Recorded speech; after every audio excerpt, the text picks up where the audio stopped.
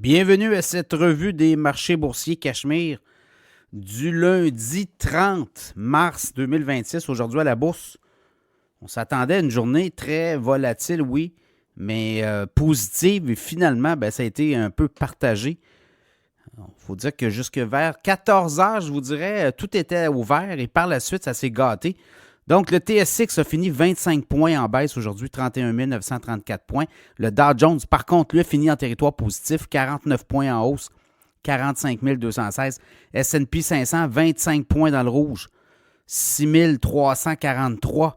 Le Nasdaq, on est entré en correction boursière pour le S&P 500. Le Nasdaq, oui, encore là, baisse de 153 points, 20 794. Là aussi, on est en correction boursière depuis son sommet. Le pétrole monte de 3,24 $, 102,88 $. Après ça, si on regarde le Bitcoin, a terminé en positif, lui. 632 $ en hausse, 66 590 US pour le Bitcoin. L'Ethereum monte de 39 $, 2022 $ US. L'or, qui a quand même monté beaucoup, là. On est allé chercher les 4 580. Finalement, on a fini à 4 510 en hausse de 17 $ l'once d'or. L'once d'argent monte de 35 cents, 69,97. C'est un petit peu plus difficile. Pour le reste, ce qu'on a vu aujourd'hui, vraiment, des déclarations de part et d'autre. Donald Trump qui dit que la guerre, en fait, les négos vont bien, dit qu'on a un régime qui est beaucoup plus raisonnable, mais en même temps menace d'opérations militaires en Iran de façon brutale.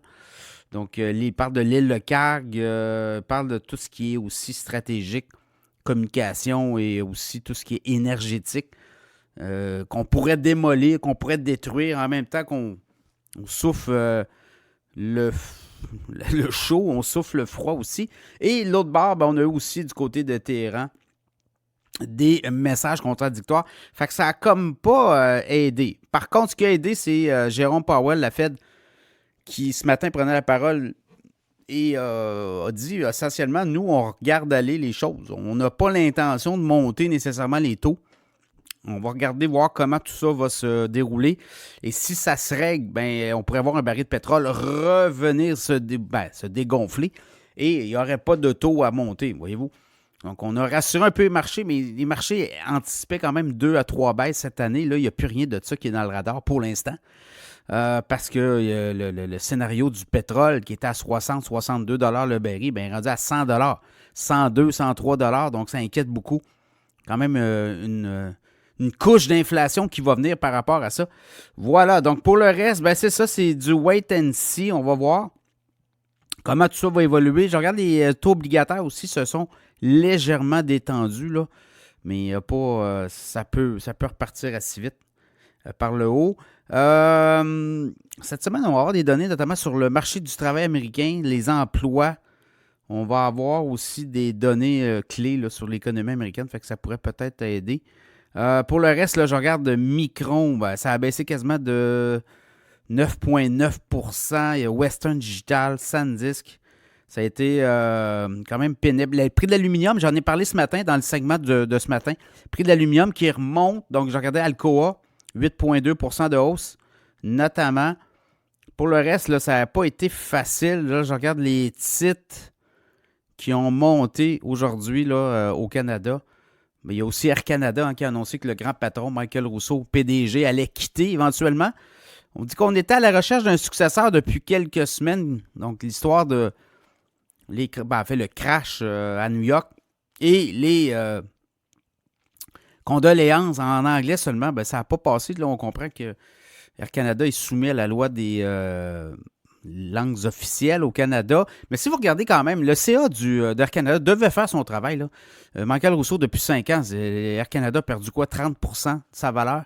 On comprend, oui, il y a des revenus intéressants, mais il n'a pas livré. Il devait apprendre le français, lui. C'était une promesse qu'il avait faite, il ne l'a pas fait.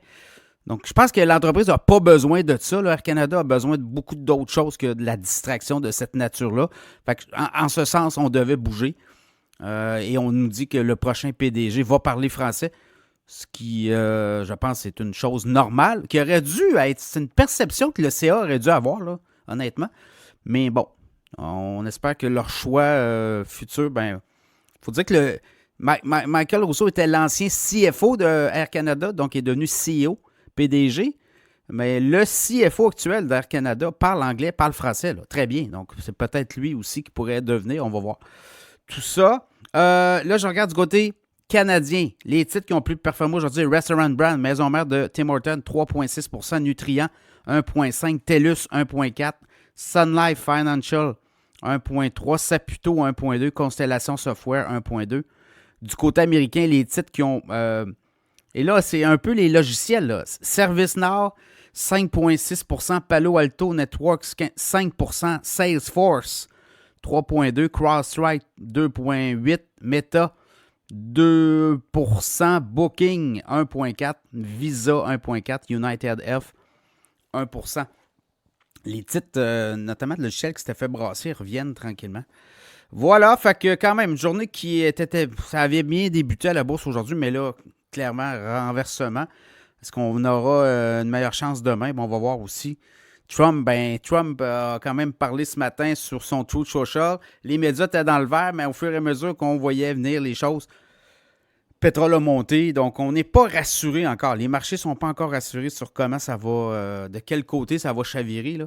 Mais on espère une entente, et soyez pas surpris, s'il y a une entente, ça va partir, ça va exploser vers le haut. Et là, ça pourrait être peut-être le début ou reprise en V des marchés boursiers. Ça sera à suivre.